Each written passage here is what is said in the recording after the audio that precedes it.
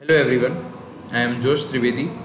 My roll number is 9180013345. I am currently pursuing BTech second semester at Marwadi University from ICT branch. This project management system it has been guided by Professor C.D. Parmar and Professor Kumar Anand Singh. The next slide is the description slide. The project management system is a combination of a student management system and a project allotment system.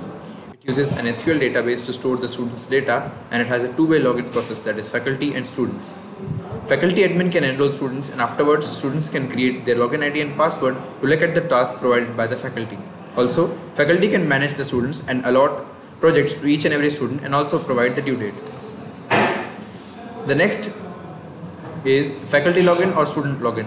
So it opens two different frames, that one opens the faculty login form and the other opens the student login form. So first we log in as a faculty. Now to know the credentials, we'll go to our SQL database and open this user table.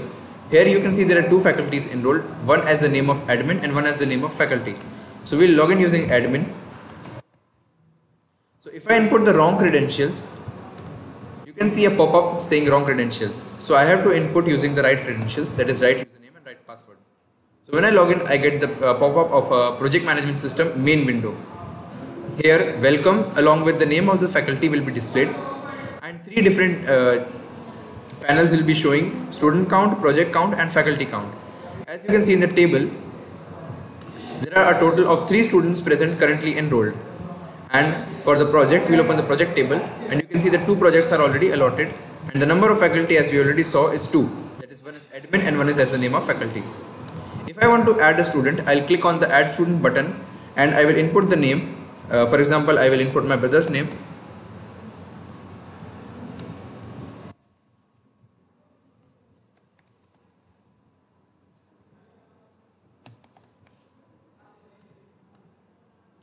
And I have implemented a key listener on enrollment number and phone number, so I cannot enter any alphabet or any special character in place of the numbers. So I have to mandatorily enter any number. I'll select any birth date. Same for the phone number, I cannot use anything other than the numbers. There is the key listener active. Now I'll write any dummy address and add. It shows that no student from the future are allowed. It means that we have to enter the birth date before today's date.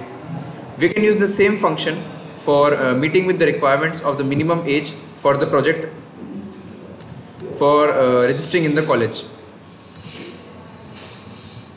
Now you can see that enter enrollment number of 11 digits. It means we have to enter only 11 digits of the enrollment number. In our college, there is enrollment number provided to every different student, which is unique for everyone. Now I'll input the phone number. You can see that enter valid phone number. It means we have to enter a number of 10 digits. New student added. Now we'll check in the SQL database. Here you can see now the number of students are 4. The last entry is Meher Trivedi and all the details are as we mentioned. Now we can go to the manage student portal. Here it will show to the faculty all the number of students present, and he or she can manage and alter the data of every student. If you want to add another student from the faculty window, so we can do that. Any new student name.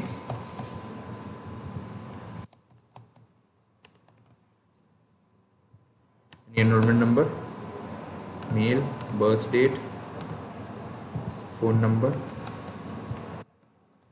and address. You can see new student added. Now we'll close this and go to our SQL database. Here you can see that when we refresh, a new student is added. Now going back to our project allotment system, we will allot a project to any student. For instance, you can see right now the project window for these 3 students are empty. So we'll allot the project to the enrollment number 918001330018. I'll enter student ID, assign today. Any project, as in I write here project, due by tomorrow. When I enter assign, it will say project assigned. So now if I have to go and check whenever the student logs in, First, they have to register on the portal. So we'll register the roll number. First, we'll enter the admin credentials and the name of the student.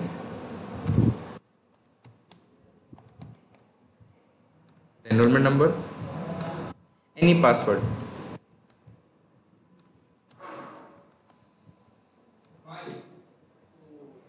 New credential has been added. So now we can log in.